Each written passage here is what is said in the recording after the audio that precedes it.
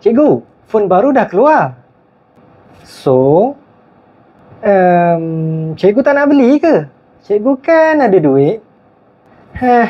Cikgu tak sukalah tukar-tukar phone ni.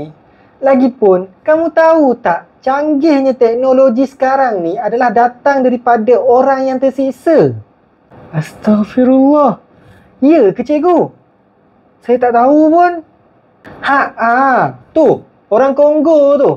Ramai yang terseksa, bekerja dekat dalam lombong yang berbahaya, semata-mata untuk menaikkan taraf walaupun terpaksa korbankan nyawa. Benda ni tak boleh dibiarkan cikgu.